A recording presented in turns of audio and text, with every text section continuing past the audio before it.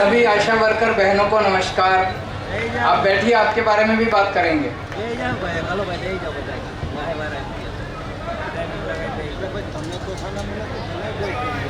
दोस्तों, सबसे पहले एक जोरदार अपनी भारत माता का जयकारा लगाएंगे। दोनों मुट्ठी बंद करेंगे, हाथ ऊपर करेंगे और दिल से बोलेंगे भारत माता की, भारत माता की, इनकलाब, इनकलाब, वंदे वंदे। आज मैं देख रहा हूं इतनी भारी संख्या में लोग आए हुए हैं, इतनी भारी, पीछे तक सड़क के उस पार भी लोग बहुत सारे बैठे हुए हैं। जो उस पार बैठे हैं उनको भी सबको नमस्कार, सबको मेरा प्रणाम। सबसे पहले साधु संतों की, नरसिंह मेहता की इस पवित्र भूमि को मेरा सादर प्रणाम। मैं अपनी बात शुरू करूं। मेरी जितनी आशा वर्कर बहनें हैं वो बहुत बेचैन हो रही हैं। मैं उन सबको बता दूं, आपके कुछ लोग मेरे से मिलने के लिए आए थे। आपकी सारी मांगे मैंने समझ ली हैं। मेरे को जिता दो, मैं 3 महीने में आपकी सारी मांगे पूरी कर दूंगा। मंजूर है? दोस्तों, मैं यहाँ किसी को हराने नहीं आया, सीधा साधा आदमी हूं। मैं इस पार्टी को, उस पार्टी को, इस नेता को, उस नेता को, मैं किसी को हराने नहीं आया। मैं गुजरात को जिताने के लिए आया हूं। मैं एक एक गुजराती को जिताने के लिए आया हूं। मेरे को राजनीति करनी नहीं आती। मैं एक पढ़ा लिखा आदमी हूं, इंजीनियरिंग की पढ़ाई करी थी, ईमानदार आदमी हूं, देशभक्त आदमी हूं, काम करना आता है।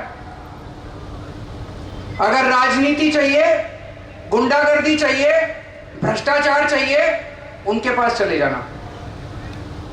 अगर आपको अपने बच्चों के लिए स्कूल चाहिए, रोजगार चाहिए, अस्पताल चाहिए, अपनी जितनी आशा वर्कर बहनें हैं इनकी मांग मनवानी है, वीसी वर्कर की मांग मनवानी है, वीसी की जितने ट्रांसपोर्ट कर्मचारी हैं, जितने कई कर्मचारियों से मिला, अगर वो मांगे मनवानी है, मेरे पास आ जाना। मैं आपके सारे काम कर दूंगा। मेरे को काम करना खूब आता है। मैं बहुत शुक्रगुजार हूं गुजरात के लोगों का। इतना प्यार दे रहे हैं, इतना प्यार मिला मुझे, इतना प्यार मिला गुजरात आके। भगवान से प्रार्थना करता हूं, अगर मौका मिला मुझे दिसंबर के महीने में, और अब ऐसा लग रहा है कि कुछ अद्भुत हो रहा है गुजरात के अंदर, अद्भुत हो रहा है। ऐसे लग रहा है जैसे भगवान झाड़ू चला रहा है, ऐसे लग रहा है जैसे भगवान झाड़ू चला रहा है। चारों तरफ ऐसा उत्साह है लोगों का। दिसंबर के महीने में जब नतीजे आएंगे, अगर आप लोगों ने हमें एक मौका दिया 5 साल का, एक मौका, उनको 27 साल दिया आपने, मैं एक मौका मांग रहा हूं आपसे। एक मौका अगर आपने मेरे को 5 साल का दिया, आपके प्यार का एक एक कर्ज, एक एक मैं आपको सारा चुकता कर दूंगा। मैं आपका सारा कर्ज उतार दूंगा। सरकार बनेगी, सबसे पहला काम करेंगे, भ्रष्टाचार खत्म करेंगे। इतना भ्रष्टाचार गुजरात में, ये सारे कह रहे हैं। नेता, इनसे पूछ लो, आप अपने किसी एमएलए, किसी नेता के पास चले जाना कोई काम कराने, उसे कहना जी ये काम कर दो, हमारी सड़क टूटी पड़ी है, पानी नहीं आ रहा, बिजली नहीं आ रही है, काम कर दो। क्या कहता है वो? पैसे नहीं है, सरकार घाटे में चल रही है। क्यों सरकार घाटे में चल रही है भाई? मैंने देखा 2.5 लाख करोड़ का बजट है गुजरात सरकार का, 2.5 लाख करोड़ रुपए का। पता नहीं कितना होता है, 2.5 लाख करोड़ का बजट है, और 3.5 लाख करोड़ का कर्जा चढ़ा लिया इन्होंने, कर्जा ले लेके आपके ऊपर। और हर साल, एक साल नहीं, 27 साल से इनकी सरकार है, 27 साल से हर साल 2.5 लाख करोड़ रुपए का बजट है। कहां गया जी इतना पैसा? ये अभी भगवंत मान जी आपको समझा रहे थे, आप सवेरे उठते हो, नहाने के लिए जाते हो, साबुन पे टैक्स, दूध पीते हो दूध पे टैक्स, कुछ भी खाते हो उस पे टैक्स, हर चीज पे टैक्स लगता है। अरबों खरबों रुपया ये इकट्ठा करते हैं, कहां जाता है ये सारा पैसा? ये सारा इनके स्विस बैंकों में जाता है। एक एक नेता ने 10-10 कोठियां बना रखी है, पता नहीं कितनी बेनामी जमीनें खरीद रखी हैं। एक एक नेता ने इतना पैसा इकट्ठा कर लिया, इतना पैसा इकट्ठा कर लिया, इनकी 7 पीढ़ियां घर बैठ के रोटी खाएंगी, इतना पैसा इन्होंने इकट्ठा कर लिया। और फिर कहते हैं घाटे में चल रहा है।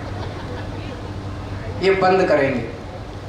दिसंबर के बाद से गुजरात में कोई मंत्री पैसा नहीं खाएगा, दिसंबर के बाद से कोई एमएलए पैसा नहीं खाएगा, दिसंबर के बाद से कोई मुख्यमंत्री पैसा नहीं खाएगा, कोई अफसर को पैसा नहीं खाने देंगे। दोस्तों, एक एक पैसा गुजरात सरकार का आपके ऊपर खर्च किया जाएगा, जनता के ऊपर खर्च किया जाएगा।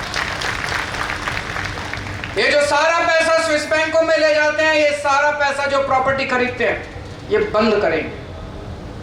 पंजाब के अंदर हमारा अपना एक मंत्री भगवंत मान जी को पता चला, इनका अपना एक मंत्री थोड़ी बहुत गड़बड़ कर रहा था, इन्होंने अपने मंत्री को जेल भेज दिया। कभी सुना है? अपने कैबिनेट मंत्री को इनको पता चला, मीडिया को भी नहीं पता था, विपक्ष को भी नहीं पता था, इन्होंने खुद अपने मंत्री को जेल भेज दिया। इतनी कट्टर ईमानदार पार्टी है ये, इतनी कट्टर ईमानदार पार्टी है।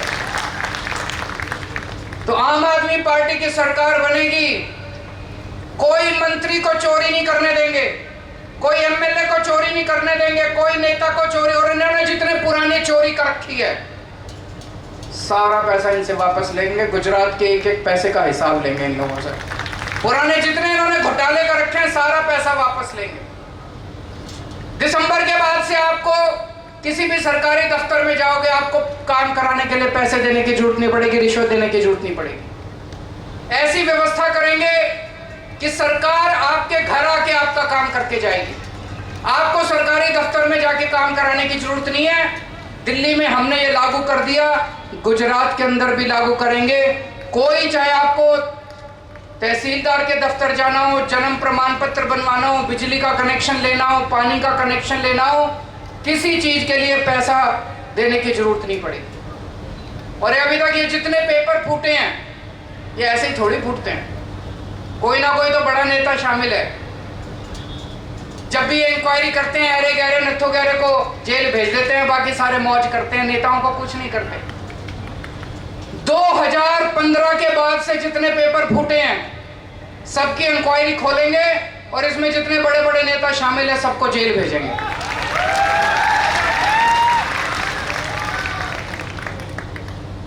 और जब 2 साल पहले तलाकी की परीक्षा शुरू होने वाली थी, 25 लाख लोग, 1800 नौकरियां थी ना, 1800 नौकरियों के लिए 25 लाख बच्चों ने नौकरी के लिए अप्लाई करा था, और इन्होंने कैंसिल कर दी।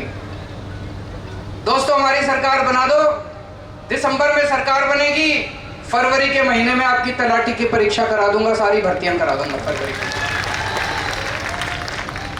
दूसरी बात, दिल्ली में हमने सबकी बिजली फ्री कर दी। लोग महंगाई से बड़े दुखी थे, इतनी महंगाई हो रही है, इतनी महंगाई हो रही है, घर चलाना मुश्किल हो रहा है।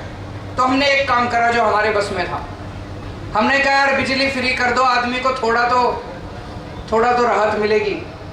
हमने दिल्ली में सबकी बिजली मुफ्त कर दी, पिछला जितना बकाया था सारा माफ कर दिया। किसी के 70,000 रुपए बकाया थे, किसी के 1 लाख रुपए बकाया थे, किसी के 2 लाख बकाया थे, किसी का 3,000 रुपए बिजली का बिल आता था, किसी का, सारे पुराने बकाया माफ कर दिए। बिजली के बिल अब 0 आते हैं दिल्ली के अंदर, 0।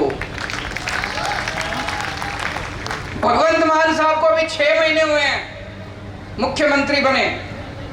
1 जुलाई से पंजाब में भी जनता की बिजली फ्री हो गई,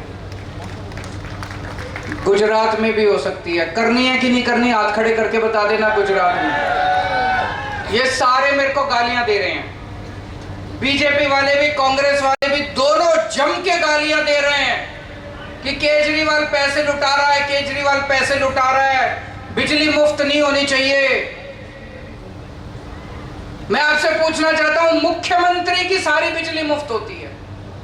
मुख्यमंत्री को 5000 यूनिट, गुजरात के सीएम को 5000 यूनिट बिजली मुफ्त मिलती है हर महीने। गुजरात के मंत्रियों को 4-4 हजार यूनिट बिजली मुफ्त मिलती है हर महीने। मैं कहता हूं गरीब जनता को 300 यूनिट महीने मुफ्त दे दो तो इनको मिर्ची लगती है। बताओ, अगर मुख्यमंत्री और मंत्रियों को बिजली मुफ्त मिलती है तो जनता को मिलनी चाहिए कि नहीं मिलनी चाहिए? जनता को मिलनी चाहिए। क्यों नहीं मिलनी चाहिए? भ्रष्टाचार दूर करेंगे, खूब पैसा बचेगा। जैसे दिल्ली में पैसा बचाया, जैसे पंजाब में पैसा बचाया, ऐसे ही गुजरात में भी पैसा बचाएंगे। ईमानदार सरकार आएगी, आपकी बिजली मुफ्त करेंगे। जितनी महिलाएं बैठी हैं, अभी ईशुदान भाई ने बता दिया, जिस जिस बहन का, जिस जिस माँ का, जिस जिस बेटी का 18 साल से ऊपर की जो है, अगर बैंक अकाउंट नहीं है तो खुलवा लेना, अपने नाम पे बैंक अकाउंट खुलवा लेना। सरकार बनने के बाद हर 18 साल से ऊपर की महिला के अकाउंट में हर महीने 1-1 हजार रुपए डलवाया करेंगे। होना चाहिए कि नहीं होना चाहिए? जिस घर में 2 महिलाएं, माँ है, बेटी है, दोनों 18 साल से ऊपर हैं, उनको दोनों को अलग अलग हजार मिलेंगे, 2000 रुपए मिलेंगे। जिस घर में 3 महिलाएं हैं, सास है, बहू है, बेटी है, उनको 3000 रुपए मिलेंगे, अलग अलग हजार रुपए सबको मिलेंगे। मिलने चाहिए नहीं मिलने चाहिए? ये मेरे को खूब गालियां देते हैं जी, मेरे को कोई फर्क नहीं पड़ता। ये बीजेपी कांग्रेस कहते हैं केजरीवाल ठग है। अरे ठग तो तुम हो, सारा पैसा खा गए। केजरीवाल तो बहनों के पैसे बांट रहा है।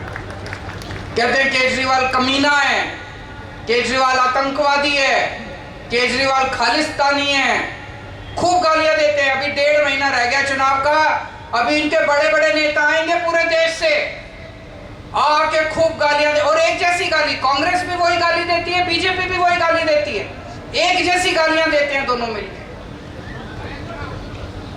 आपके बच्चों के लिए रोजगार का इंतजाम करेंगे। बहुत सारे बच्चे बेरोजगार बैठे हैं, घर में बैठे हैं, उनके पास रोजगार नहीं है। दिल्ली में मैंने 5 साल में 12 लाख बच्चों के लिए रोजगार का इंतजाम किया। 12 लाख बच्चों का मेरे को करना आता है, रोजगार का इंतजाम करना आता है, नीयत भी साफ है।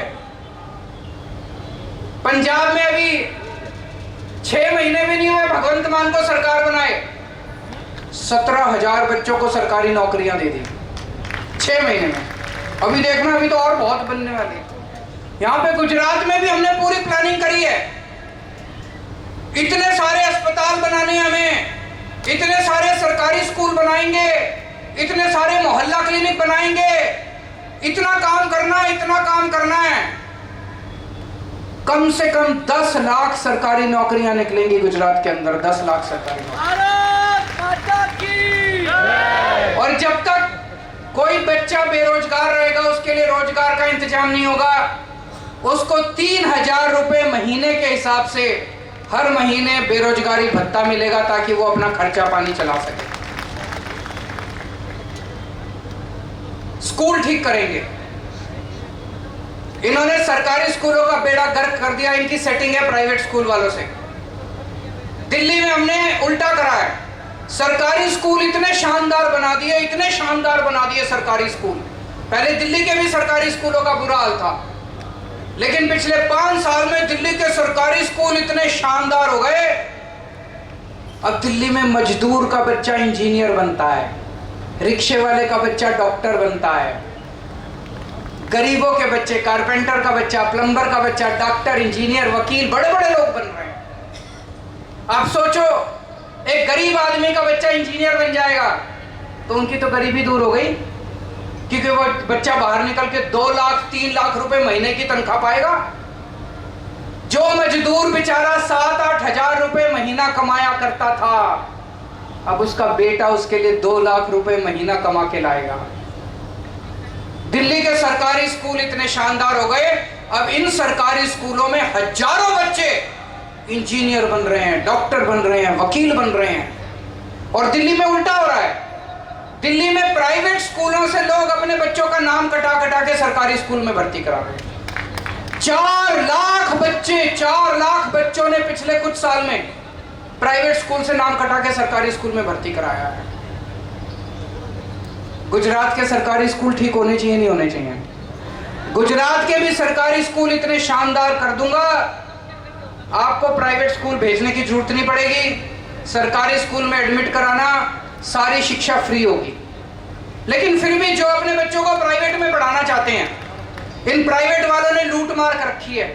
जब मर्जी फीस बढ़ा देते हैं, जब मर्जी कभी लाइब्रेरी फीस, डेवलपमेंट फीस, फलाना फीस, ढिमका फीस। दिल्ली में भी इन्होंने गुंडागर्दी कर रखी थी। दिल्ली में हमने सारे प्राइवेट स्कूलों का ऑडिट करवाया, पता चला इन्होंने इतना पैसा इकट्ठा कर रखा है बच्चों से, फीस ले लेके, फीस के नाम पे।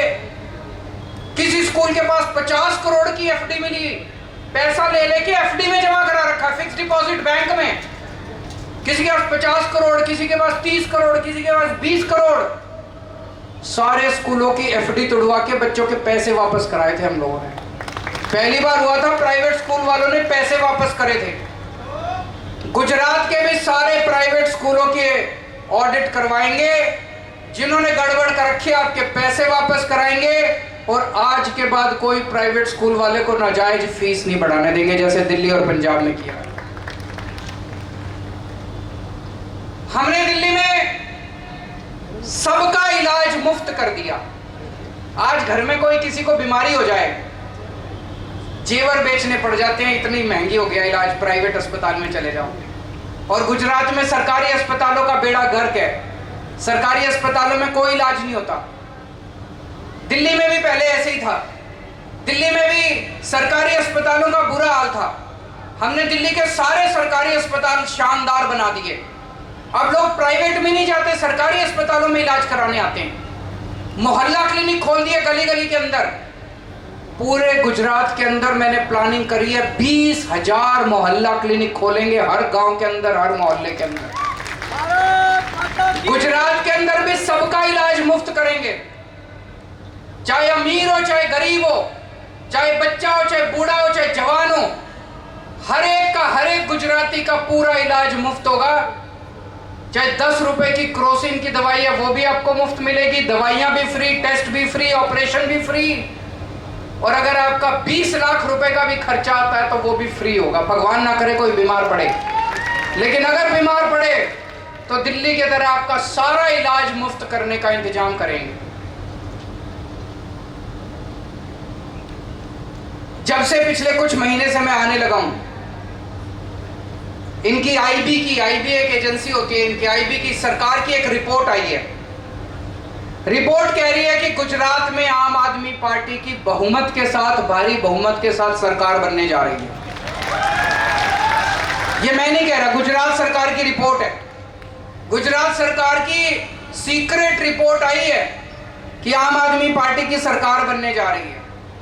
तब से ये पागल हो गए हैं ये लोग। इन्होंने पहले हमारा दिल्ली में सत्येंद्र जैन को गिरफ्तार कर लिया। सत्येंद्र जैन हमारा सेहत मंत्री है, हेल्थ मिनिस्टर है, जिसने दिल्ली में मोहल्ला क्लिनिक बनाए, जिस आदमी ने, जिसने दिल्ली के सब लोगों का इलाज मुफ्त कर दिया, उसको इन्होंने गिरफ्तार कर लिया कि दिल्ली के अंदर जो अच्छा काम हो रहा है बंद करो उसको। फिर अब ये मनीष सिसोदिया को गिरफ्तार करने वाले हैं।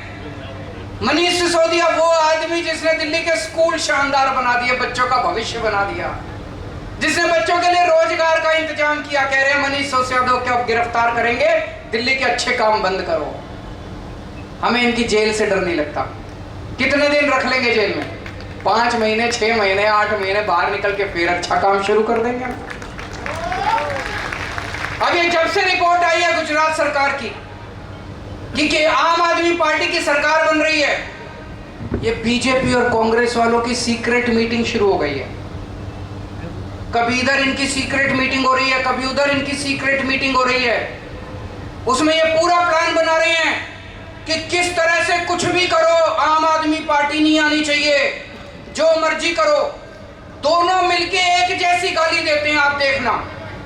कांग्रेस बोलती है, फिर बीजेपी बोलती है, फिर दोनों मिलके आम आदमी पार्टी के खिलाफ प्रचार कर रहे हैं। ये समझना पड़ेगा आपको सारे गुजरात के लोगों को। और आजकल बीजेपी वालों ने एक और काम शुरू किया है, वो आके कान में बोलेंगे आपके, कहते हैं हाँ ये लोग अच्छे तो हैं पर अभी इस बार नहीं, अगली बार। इस बार कोई आके बोले ना आपको, समझ जाना बीजेपी का है, उसको बोलना अगली बार नहीं, इसी बार। इसी बार सरकार बनानी है आम आदमी पार्टी की, अगली बार नहीं बनानी, अभी इसी बार, यही बार सरकार बनानी है। 27 साल के बाद इनको अहंकार हो गया, बहुत ज्यादा, बहुत घमंड हो गया इन लोगों को। गाली गलौज करते हैं, गुंडागर्दी करते हैं, मारपीट करते हैं, कोई इनके खिलाफ कुछ बोल दे मारपीट करने पे उतर आते हैं, सुनते नहीं है किसी की। आम आदमी पार्टी की सरकार बनेगी, जनता की सरकार बनेगी। जो जनता कहेगी सरकार वही काम करेगी, जनता के हिसाब से काम होगा। कोई नेता की नहीं चलेगी, कोई मुख्यमंत्री की नहीं चलेगी, जो जनता कहेगी जनता के हिसाब से काम करेंगे। और देखो जी, कांग्रेस को वोट दे के बेकार मत करना। कांग्रेस को वोट देने से कोई फायदा नहीं है, अपना वोट बेकार करोगे। अपने बच्चों के भविष्य के लिए वोट देना, आम आदमी पार्टी को वोट देना। मैं भी देख रहा था, जूनागढ़ में हम लोग आ रहे थे, सारी सड़कें टूटी पड़ी हैं। दिसंबर में सरकार बनेगी, 6 महीने में आपकी सारी सड़कें बनवा देंगे। वैसे अगर इनसे हिसाब किताब लेंगे, कागजों में सड़कें बन चुकी होंगी, सारा पैसा खा गए होंगे ये लोग। कागज में बन जाती है सड़क, पैसा खा जाते हैं, जनता को सड़क नहीं मिलती। ईमानदार सरकार आएगी, 6 महीने में आपकी सारी सड़कें बना देंगे।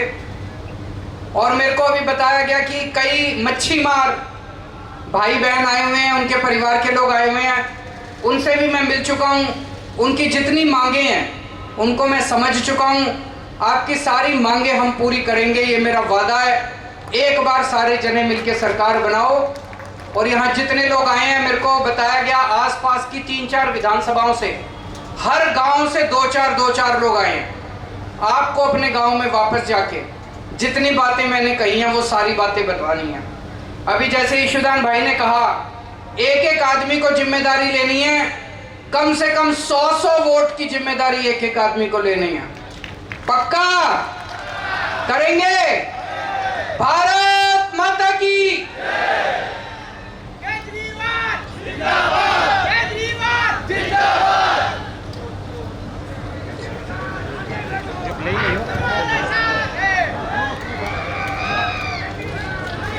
દરેક વ્યક્તિ પોતાની જગ્યા ઉપર ઊભા થાય, રાષ્ટ્રગાન ગાવાનું છે 2 જ મિનિટ। રાષ્ટ્રગાન સ્ટાર્ટ।